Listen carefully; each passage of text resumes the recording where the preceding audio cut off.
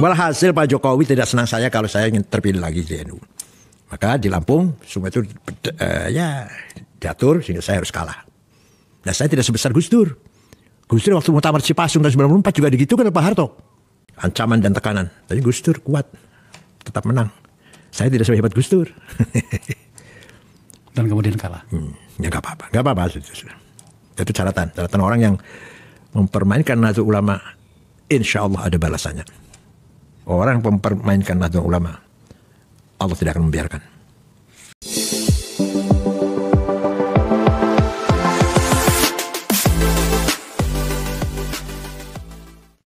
Assalamualaikum warahmatullahi ta'ala wabarakatuh.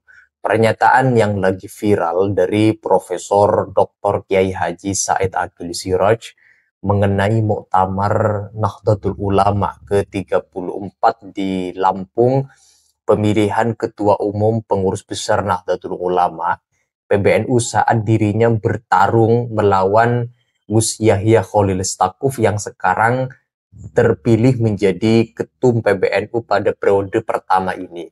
Beliau, Kiai Haji Said Aqil Siraj, menceritakan fakta gelap tidak terpilihnya beliau sebagai ketum PBNU pada periode ketiga disebabkan ada campur tangan Bapak Joko Widodo alias ada cawi-cawi kekuasaan kala itu yang tidak menginginkan Kiai Said terpilih lagi menjadi Ketua Umum PBNU.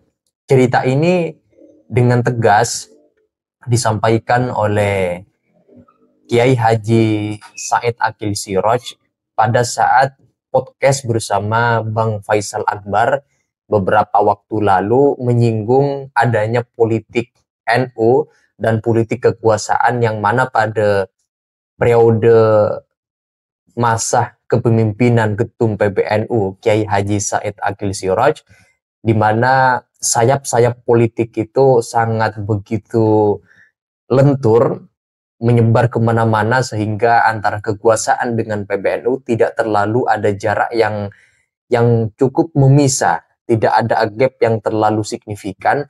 Beda halnya dengan PBNU pada periode sekarang yang memang benar-benar secara tidak mau ditegaskan berdekatan dengan politik kekuasaan, tetapi pada fakta-fakta internal, fakta-fakta secara sublimatif justru orang-orang NU berada di dalam politik kekuasaan, banyak menjadi menteri yang ada pada pemerintahan periode sekarang.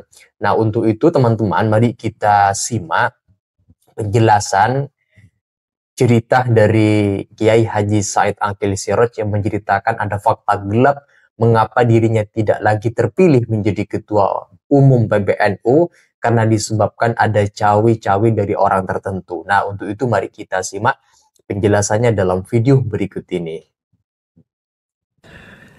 PBNU telah membuat wadah, menyediakan wadah. Ini loh, salur politik warga ini melalui partai PKB. Silakan.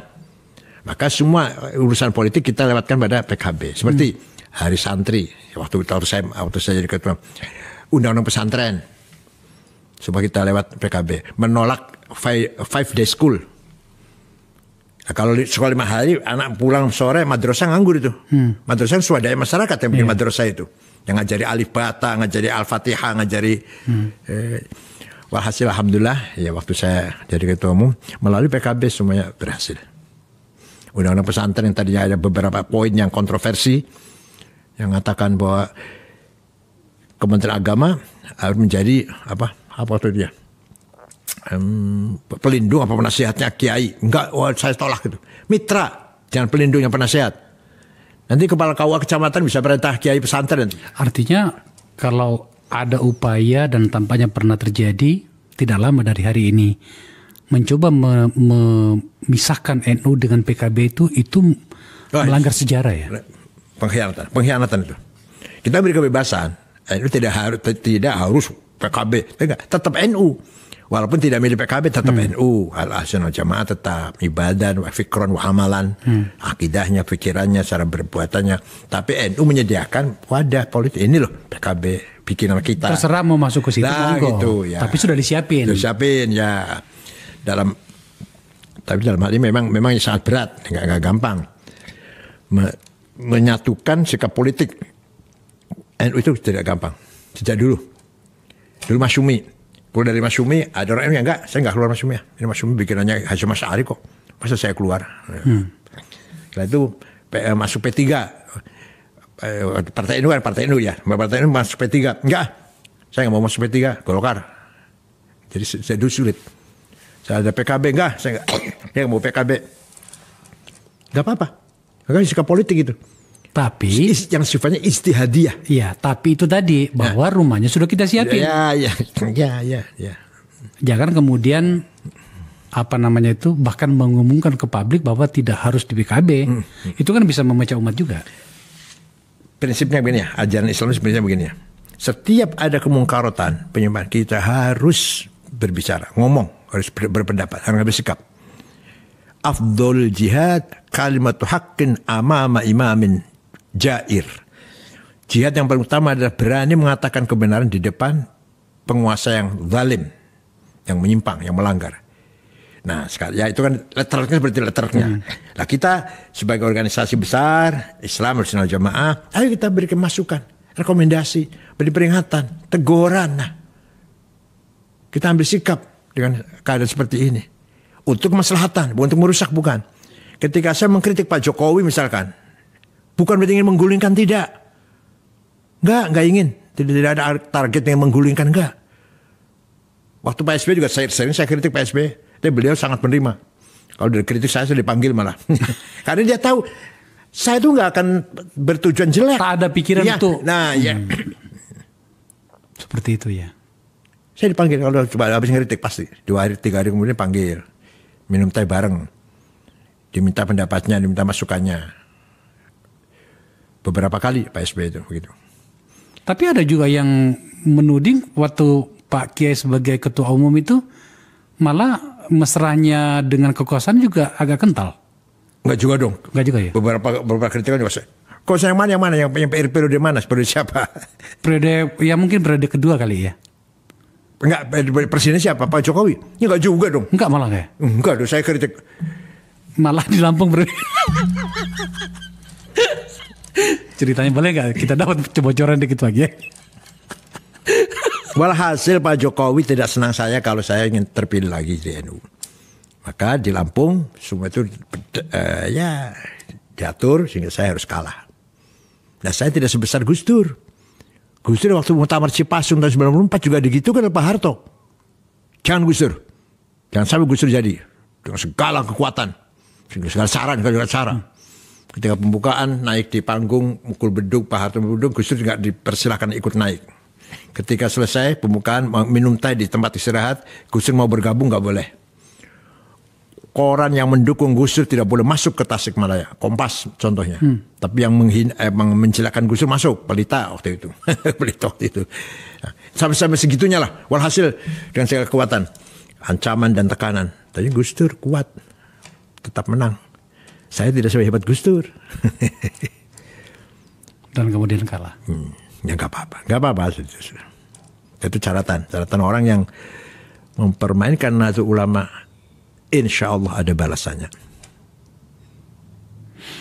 Insya Allah, saya yakin itu. Ya, tapi ini nggak logis sih, bukan perkataan yang logis, bukan. Tapi orang yang mempermainkan Nahdlatul Ulama, Allah tidak akan membiarkan.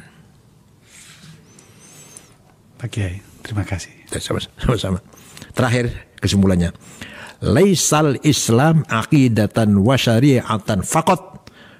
Islam bukan hanya akidah dan syariah saja. Wa innamal Islam dinul ilmi wa thaqafah. Agama ilmu dan peradaban. Dinut adab wal hadarah. Agama kemajuan, welfare. Dinut tamaddun wal insaniyah. Agama kemanusiaan. Statement dari Profesor Kiai Haji Said Aqil Siraj di akhir menarik. Siapa saja yang mempermainkan Nahdlatul Ulama pasti ada balasannya. Allah tidak ridha terhadap orang-orang yang mempermainkan organisasi Nahdlatul Ulama. Ini kemudian yang harus dipegang bahwa katanya ketidakterpilihannya Kiai Haji Said Aqil Siraj menjadi ketua umum PBNU ternyata ada unsur cawe-cawe ada unsur ikut campur tangan dari kekuasaan saat itu yang tidak menginginkan Kiai Haji Said Akil Siraj terpilih lagi menjadi ketum PBNU pada periode ketiga. Nah, ini fakta gelap yang barangkali tidak banyak diketahui oleh publik, dan beliau menceritakan pada saat podcast bersama Bang Faisal Akbar yang beliau tentu saja bermadhab kepada pemikiran-pemikiran Gus Dur, dan beliau secara tegas juga berusaha mengatakan tidak sekuat Gus Dur di dalam menghadapi beberapa tekanan dan intrik-intrik yang sublimatif di dalam menjatuhkan atau tidak diinginkan lagi beliau sebagai ketua umum PBNU karena ada beberapa pertimbangan-pertimbangan mungkin pada pemerintahan sekarang yang kalau hal itu terjadi, PBNU diketuai oleh Kiai Haji Said Akil Siraj, mungkin barangkali kritikannya sangat pedas kepada kekuasaan. Nah, saya rasa itu teman-teman, silakan kalau kalian ingin menyampaikan pendapat terkait dengan video yang barusan kita simak, silakan tulis pendapat kalian di dalam komentar sana.